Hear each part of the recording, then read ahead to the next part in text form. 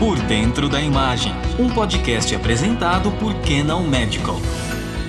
A grande maioria das doenças cardiovasculares são assintomáticas, ou seja, faz com que muitos pacientes só descubram que precisam de cuidados quando o quadro se manifesta, como um infarto ou uma parada cardíaca, por exemplo. Um problema de saúde que assola a população mundial. E segundo a Organização Mundial de Saúde, a OMS, doenças cardiovasculares são as principais causas de mortes no mundo. Por isso, neste Por Dentro da Imagem, seu podcast é apresentado pela Canal Medical Systems do Brasil, e nesse episódio nós vamos falar sobre o diagnóstico por imagem em Ultra High Resolution na avaliação das artérias coronarianas ou coronárias, que é aliado importantíssimo no diagnóstico e em segmentos das doenças cardiovasculares. Esse é um episódio que promete falar do passado, do presente e do futuro da medicina e tecnologias que têm salvado cada vez mais vidas com diagnósticos cada vez mais precisos de imagem deste órgão tão vital que é o coração.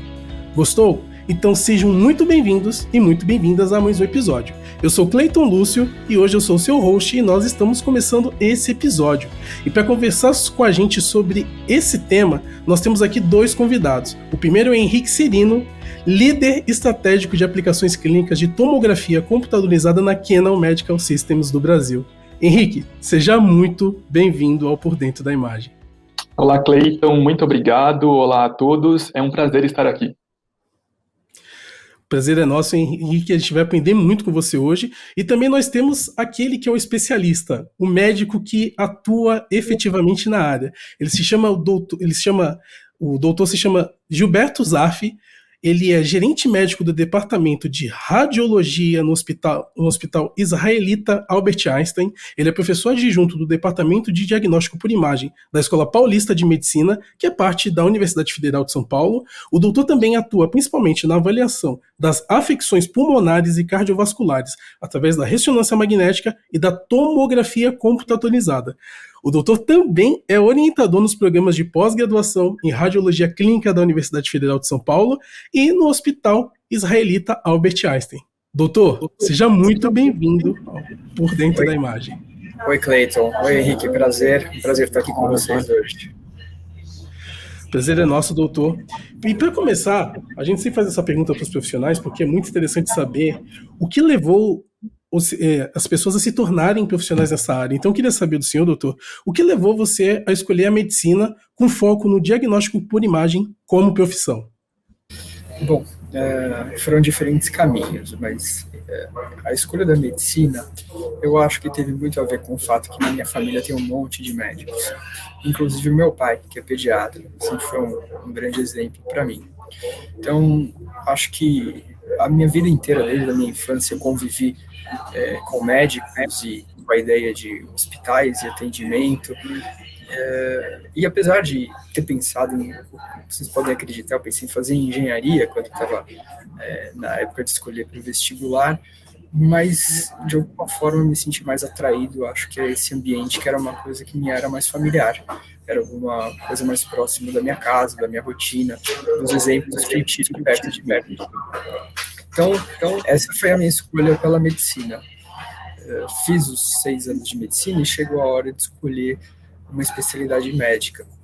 E isso é uma coisa curiosa. Toda vez que eu tenho que fazer uma decisão, eu fico muito confuso. Sempre os processos de decisão da minha vida são mais...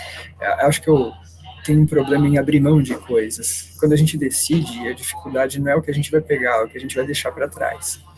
E a radiologia me dava uma oportunidade de continuar ligado a muitas coisas. Tem várias subespecialidades dentro da radiologia que me permitiam estar ainda ligado a áreas clínicas, áreas cirúrgicas, neurologia, ortopedia, pneumologia, cardiologia, gastroenterologia, pediatria. Então, me era confortável a ideia de não precisar abrir mão de algumas coisas. Obviamente, a gente acaba sempre direcionando a nossa vida, então você acaba fazendo as escolhas.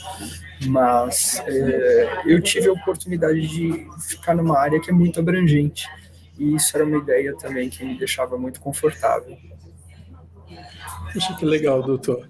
Eu queria saber também, agora, como o doutor avalia a evolução da medicina e da tecnologia quando a gente fala desses dois termos, quando eles são voltados para o diagnóstico por imagem, principalmente nas doenças do coração.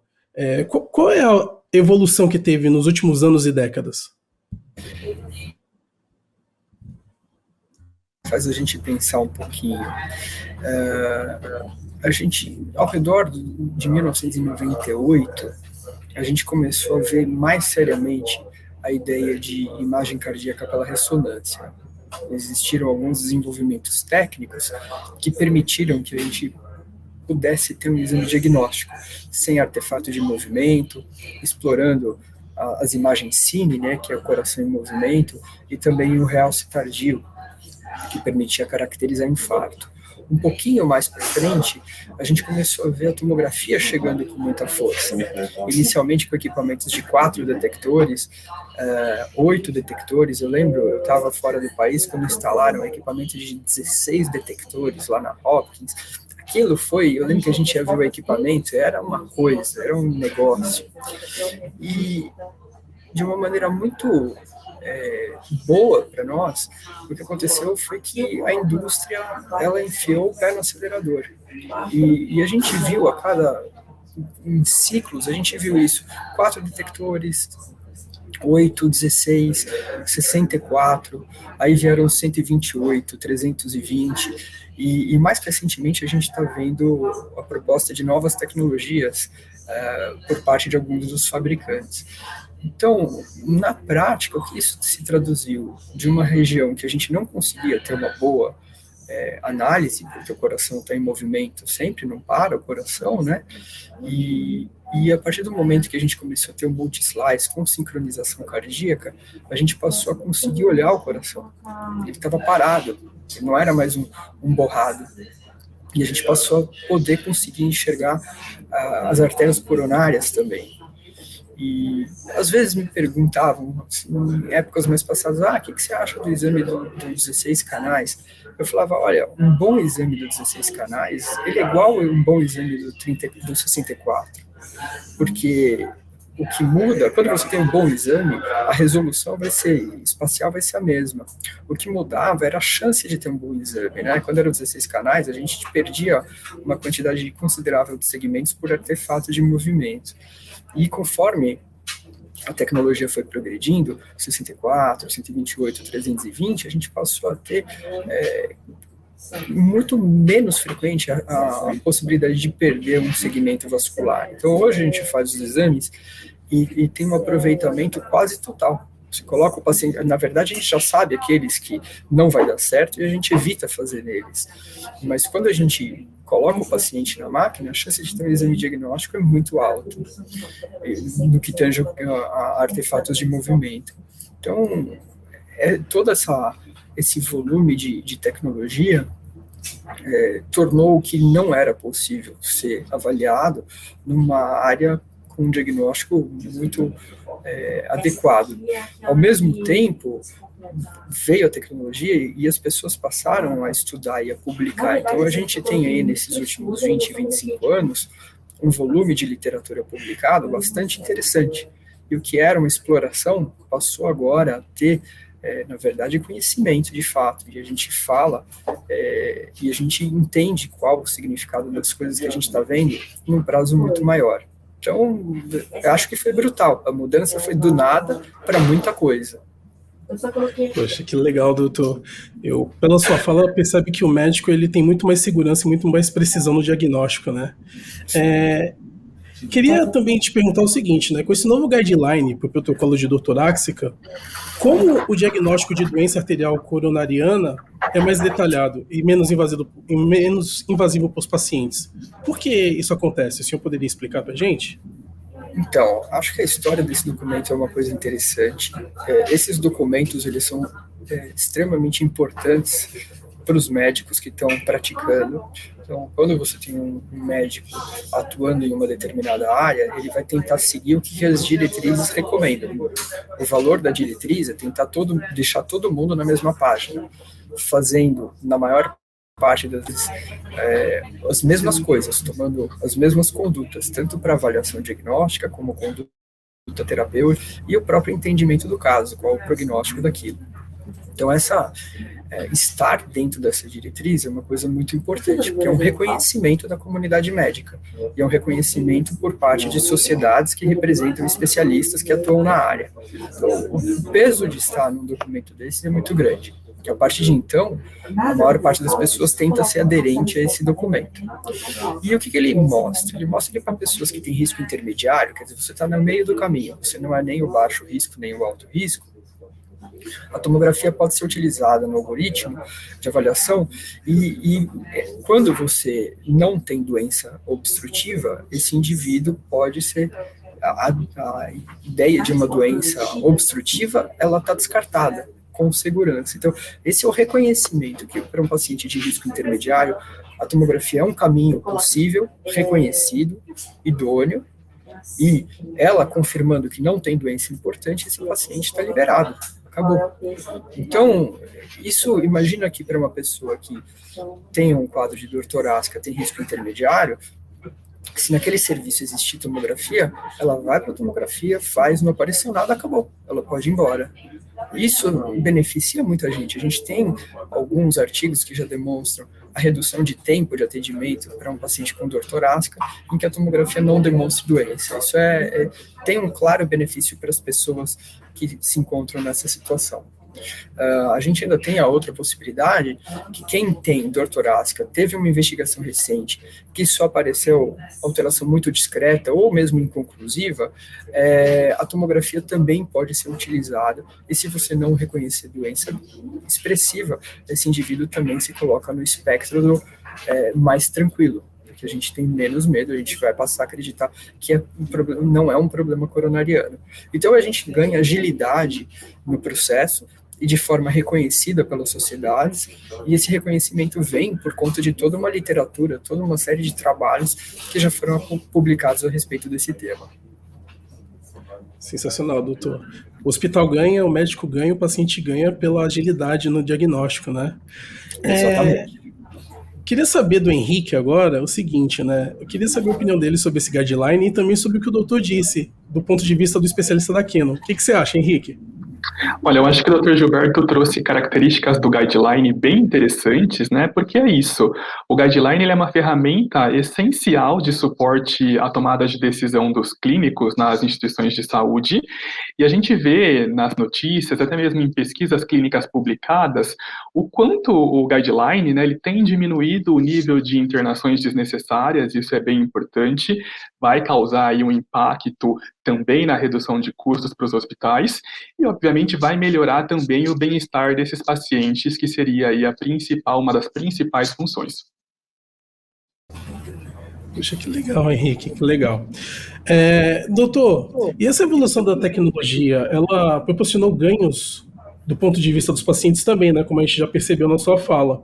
E nessa área dessa patologia, como isso ajuda a essa patologia a assolar menos a população mundial? Porque agora, com essa percepção mais ampla sobre o assunto e mais profunda, eu acredito que os diagnósticos são mais rápidos, né? E o paciente ele acaba sendo diagnosticado até mais cedo, muitas vezes, né? Então, eu acho que assim, existem algumas perspectivas que eu acho que vão ser interessantes de ser exploradas. Então, uma delas é a capacidade desse tipo de equipamento nos dar uma avaliação melhor de vasos menores. Então, a gente conseguir enxergar vasos 2 milímetros para cima de uma maneira adequada, todos os trabalhos normalmente falam, a gente está avaliando vasos de 1,5, 2 milímetros para mais, e equipamentos como esse podem oferecer uma visualização de vasos um pouco menores. A outra coisa que eu acho interessante é que, conforme a gente está evoluindo, existe também uma certa demanda por a gente avaliar pacientes com um grau de complexidade de doença um pouco maior. E quando você tem uma máquina que permite maior resolução, a gente passa a ter a perspectiva de conseguir olhar mais doença um pouco mais complicada. Dentro desse quesito, a nossa grande expectativa são os pacientes que têm stents e muito cálcio. porque uma das potenciais vantagens desse tipo de tecnologia é que a gente consiga sobrepassar dificuldades que a tecnologia anterior tinha, e que duas delas muito expressivas são dificuldade de olhar dentro de stents e dificuldade de olhar dentro de vasos que são muito calcificados. Uma outra perspectiva que eu acho que pode se abrir, que é bem interessante, é em relação ao acompanhamento de placas. Então, vamos dizer que, Cleiton, você fez um exame por algum motivo, a gente encontra uma lesão e, eventualmente, se a gente tiver que fazer o exame num segundo momento, a gente poder discriminar o que aconteceu com essa sua placa. E existem algumas características da placa que deixam a gente um pouco mais receoso, outras características que deixam a gente um pouco mais tranquilo. E poder detectar esse tipo de transformação relacionada ao tamanho, à composição das placas, é uma coisa que pode ser muito interessante. E quando você tem mais detalhe, porque basicamente tudo que eu estou falando é que essa tecnologia, ela nos permite ter mais detalhe nas imagens que a gente vê. Então, se eu tenho mais detalhe, eu tenho a possibilidade de começar a atacar nessas frentes que eu mencionei. Eu acho que esses são caminhos que a gente pode ter muito resultados muito interessantes e muito expressivos ao longo do tempo. E, Henrique, o que você pode falar, complementando o que o doutor disse sobre esses ganhos que a tecnologia proporciona? Você poderia falar um pouquinho? Claro, a Canon Medical tem uma longa história de inovação em tomografia computadorizada. Então, a gente passa lá no início pelo primeiro tomógrafo corporal, em 1978. Nós também lançamos o primeiro tomógrafo Sleep Ring, né, helicoidal, no mercado mundial.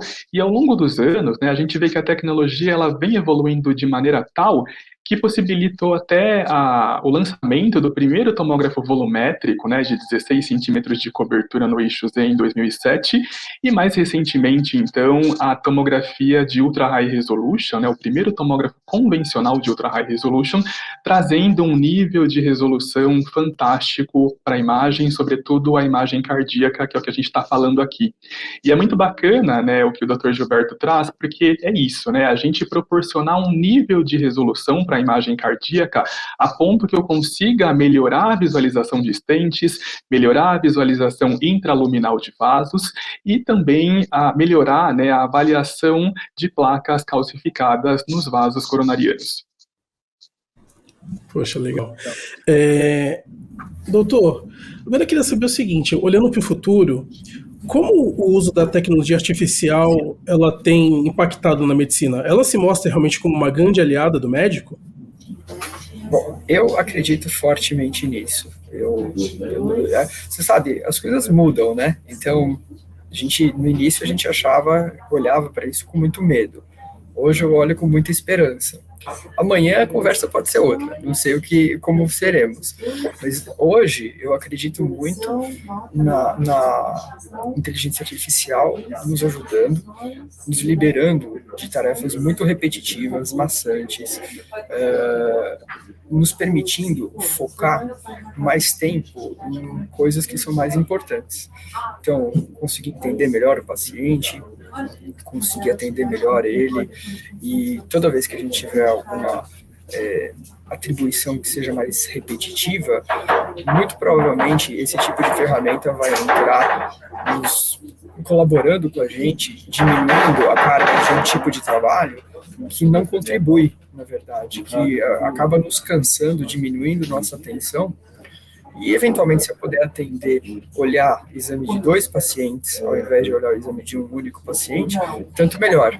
Então, eu vejo essas técnicas, e eu acho que elas ainda vão evoluir muito. Mas eu vejo, e elas podem ser aplicadas em diferentes momentos, né?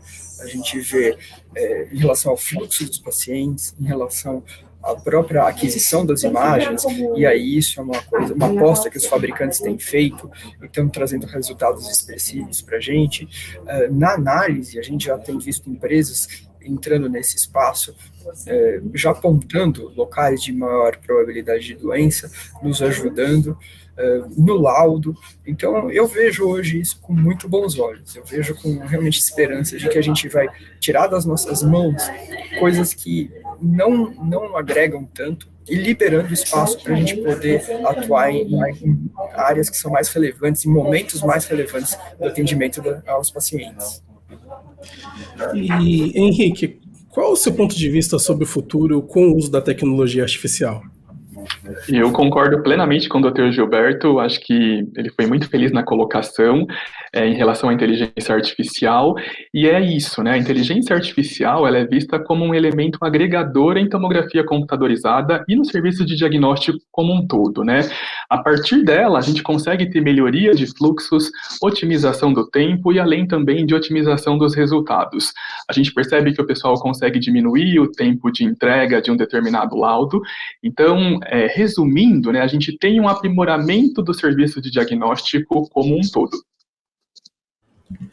Poxa, pela fala de vocês dá para perceber muito que a produtividade, né, e o foco no que realmente só o ser humano pode fazer vai ficar nas mãos do médico e a tecnologia artificial vai ajudar, auxiliar muito o médico nesse sentido.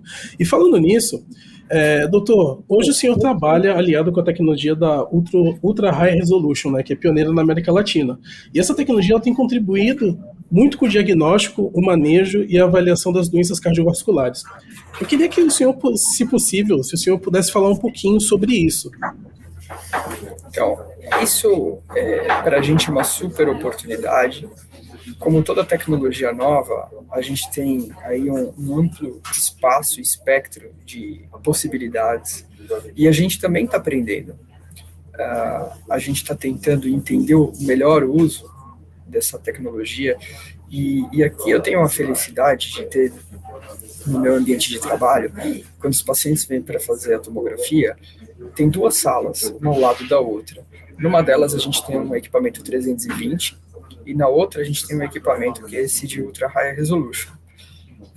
Essa é uma situação que ela é relativamente inusitada, porque a gente tem dois equipamentos de tecnologias diferentes, mas os dois de ponta. E o que a gente tem tentado equilibrar aqui nessa fase, que é uma fase mais inicial nossa, é que quando a gente tem pacientes com stents ou muito cálcio, e a gente já sabe disso de antemão, e a gente consegue um bom controle da frequência cardíaca, eu tenho tentado direcionar eles para o exame para o equipamento de Ultra High Resolution, tentando tirar o melhor dele. Então, para esse paciente, onde no 320 potencialmente eu posso ter mais dúvida dentro do stent ou dentro das regiões onde eu tenho muito cálcio depositado, eu encaminho ele para o Ultra High Resolution e exploro essa característica que o aparelho me oferece.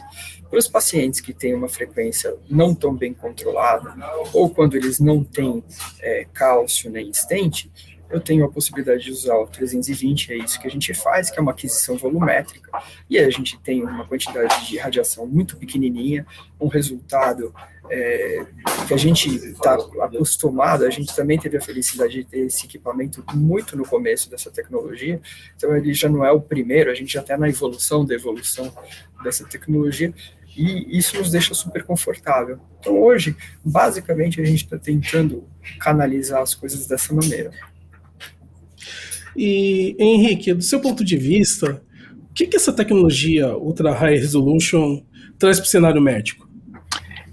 Primeiro que a aquisição volumétrica possibilitando um batimento na aquisição cardíaca é fantástico, né? Não só diminuindo a chance de movimento das artérias coronárias, mas também para o conforto do paciente.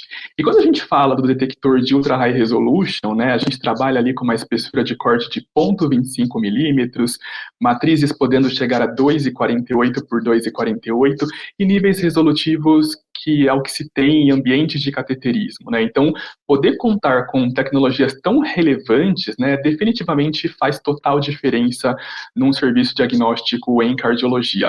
Além disso, né, e aproveitando todas as propriedades resolutivas do tomógrafo em Ultra High Resolution, recentemente nós utilizamos também as propriedades de inteligência artificial lançando o PIC, né, que é justamente uma imagem que utiliza então o exame de Ultra High Resolution cardíaco do Aquilion Precision, que é o equipamento no qual nós estamos falando, e traz para a gente esse nível de resolução e esse nível de qualidade também para os equipamentos volumétricos atuais.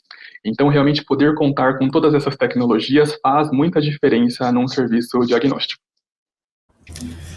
E o beneficiário sempre é o paciente, né? Doutor, eu queria agora chegar numa parte que eu acho que é mais inspiracional para os alunos de medicina. Logo no começo do episódio, a gente percebeu como o senhor está à frente da sua área, liderando realmente muitas coisas na sua área. Então, eu queria saber do senhor, que é um profissional já gabaritado e com sucesso, quais conselhos você daria para aquele médico que deseja realmente se especializar no diagnóstico por imagem, e especialmente nas doenças do coração? Olha, a gente tem aqui no Brasil centros formadores excelentes. E quem tem o desejo de atuar nessa área tem oportunidades. E existem caminhos diferentes para atuar na parte de imagem cardiovascular. A gente tem uma comunidade em que nós temos radiologistas que fizeram residência de radiologia geral e aprendem diagnóstico por imagem com os mais diversos métodos em diversas áreas. Esse foi o caminho que eu tomei. E a gente também tem os cardiologistas, que fizeram residência de cardiologia clínica e depois se especializaram em imagem cardíaca. São dois caminhos igualmente interessantes. E mais interessante que isso é conseguir trabalhar num grupo em que você tenha gente com as diferentes origens, porque existe um aprendizado. Acho que como a gente tem formações um pouco diferentes, quando você trabalha em conjunto, é muito, muito legal. Os dois vão ficando melhores. Quem veio do diagnóstico por imagem, da radiologia, fica melhor pela troca de experiência, e quem vem da cardiologia igualmente fica melhor pela troca de experiências.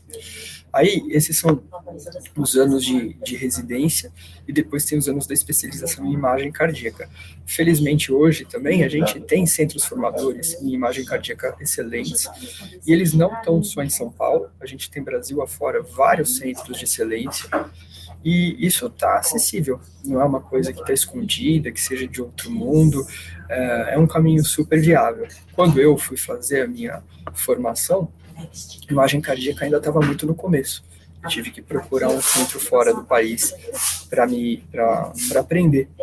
E hoje isso não é mais necessário, mas esse caminho também é interessante, também pode ser explorado. E, eventualmente, pode ser até explorado de uma outra maneira. É possível fazer a especialização em imagem aqui e depois ter uma experiência fora, num outro centro, eventualmente centros que tenham uma atuação muito forte em pesquisa, para dar uma outra perspectiva também para as pessoas. Então, caminhos não faltam, oportunidades não faltam, e conhecimento não falta. Para quem quiser, é só vontade mesmo. E isso é uma coisa que aí vem de cada um, né? Verdade, doutor. Falando em caminhos, agora eu vou te fazer uma pergunta um pouco mais pessoal, doutor, até para a audiência conhecer melhor o senhor, que é o seguinte, né? Eu queria saber quais foram os seus maiores desafios pessoais e profissionais, e principalmente, o que o senhor aprendeu ao superá-los? Olha, acho que o maior desafio sempre está dentro da gente mesmo. E às vezes eu me pego falando com os meus filhos e duas coisas me acontecem. A primeira, que eu estou repetindo meu pai e minha mãe. Então eu estou ficando um clone. Acho que muita gente tem essa sensação. As coisas que eu ouvi eu acabo repetindo. A segunda coisa que eu percebo que eu falo para eles são coisas que de fato eu acredito. A gente não está competindo com ninguém, a gente compete com a gente mesmo. As oportunidades a gente tem que criar. As dificuldades vão surgir e elas vêm para o bem também, porque não são só as boas experiências que forjam a gente. Normalmente as más experiências elas deixam, na verdade, uma herança para nós muito forte, de saber lidar com dificuldades, saber lidar com adversidade. E desistir na primeira adversidade não leva ninguém a lugar nenhum. A gente sabe disso, não estou falando nada que seja fora do que todo mundo vive. Então, todos nós temos dificuldades. E o que eu acho que, para mim, é claro que me manter motivado, não me abater nas adversidades, ser persistente, esse é o segredo. Não desistir, não largar o osso. Poxa, doutor, foi muito legal saber um pouco dos seus desafios pessoais e profissionais. E, gente, infelizmente, nós estamos chegando ao final desse episódio. Mas antes de ir embora, doutor, eu gostaria que você deixasse o seu recado final e as suas redes sociais ou seus meios de contatos mais usuais para que as pessoas possam se comunicar com o senhor depois desse episódio. Obrigado, doutor. Eu que agradeço. Primeira coisa, eu agradeço o convite, poder participar desse podcast. Agradeço a você e o Henrique por toda a hospitalidade. O meu recado é que eu sou muito feliz em trabalhar numa área que é tão dinâmica, que tem tanta novidade acontecendo o tempo todo, novas tecnologias, novos conhecimentos. E se você tiver o mesmo perfil que eu, que tem um pouco de... que prefere as novidades do que a rotina, pode vir que vocês vão encontrar um ambiente extremamente acolhedor, um ambiente muito, muito interessante de efervescência e coisas novas de forma ininterrupta. Eu estou presente no Facebook e no LinkedIn. Eu também tenho o meu e-mail, que é o gszarf@gmail.com. Se alguém tiver interesse em entrar em contato, por favor, fique à vontade. Poxa, muito obrigado, doutor. E Henrique, não esqueci de você não. Eu gostaria que você deixasse o seu recado final e muito obrigado por participar com a gente aqui também. Claro, eu fico muito feliz de acompanhar a evolução tecnológica e ver o quanto isso tem contribuído na rotina clínica, sobretudo na rotina de cardiologia, e o quanto tem sido efetivo no diagnóstico e segmento de patologias. Eu agradeço muito a vocês, Cleiton, a todos os ouvintes e também ao Dr. Gilberto pela disponibilidade e cordialidade de sempre. E gostaria também de convidar a todos para acessarem o nosso site, as nossas redes sociais e a nossa plataforma de educação, que está repleta de materiais e conteúdos bem bacana para todos vocês. A gente que agradece, Henrique. Muito obrigado, Dr. Gilberto, também. E, infelizmente, nós estamos chegando ao final do Por Dentro da Imagem. Eu agradeço a você que nos assistiu até aqui. E esse Por Dentro da Imagem está disponível em áudio e em vídeo. No áudio você pode escolher a sua plataforma de podcast favorita, seja ela Spotify, Apple Podcasts, Google Podcasts, entre outras. E se você quiser assistir o vídeo, nós estamos também no YouTube, no canal da Canon Medical Systems do Brasil. Se você tiver uma dúvida, crítica, sugestão, envie para o e-mail contato@pordentrodaimagem.com. Nos despedimos por aqui e nos vemos no próximo episódio. Tchau, pessoal! Por Dentro da Imagem, um podcast apresentado por Canon Medical.